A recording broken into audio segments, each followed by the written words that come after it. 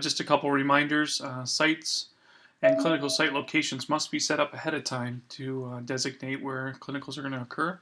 So to do so, we add clinical sites, making sure we populate directions and notes for the fields.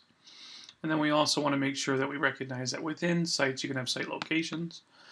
Those are associated with a big hospital or a big agency that has multiple sites or stations that you can go to. Again, making sure you fill out directions and notes so students can find those locations. When we create an opportunity, those are associated with sites and site locations. They'll either occur in the classroom or they'll occur in the field. I'm going to focus on the field for now. We'll go ahead and give those titles. We'll say that it occurs in a clinical setting. We'll go ahead and give it a description so students can find it later on, and then how many people can come to the actual clinical experience. Most of the time that's one. In bigger hospitals or ERs or ORs, that might be 2 or 3, but you'll designate that ahead of time. You'll tell me what subject it falls under in the national curriculum. And then, of course, we'll want to make sure that it has a pass-fail criteria associated with it, so you get multiple paperwork for that. What classes will that be connected to? Hopefully you'll have a clinical experience that's tied to, so we drag that over to here. We want to do the clinical site evaluation paperwork,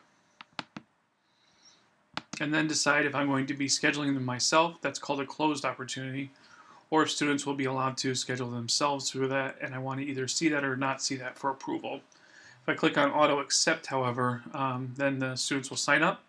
I won't have to approve them, and they'll automatically add that to the schedule if it's acceptable. Then we'll set the date and time for that experience to occur. The way I do it is typically one date at a time. However, for you, you may want to do that using the scheduling program. If you do that, just recognize that you'll only want to go a few weeks out to avoid the conflict of either schedules changing or schedules that are embedded in the system that can be somewhat difficult to delete in bulk.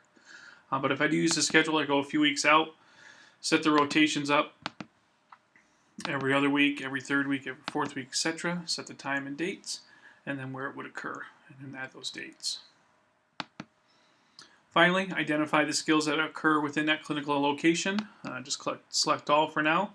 You can always tailor that later on, and then click on Add the Opportunity.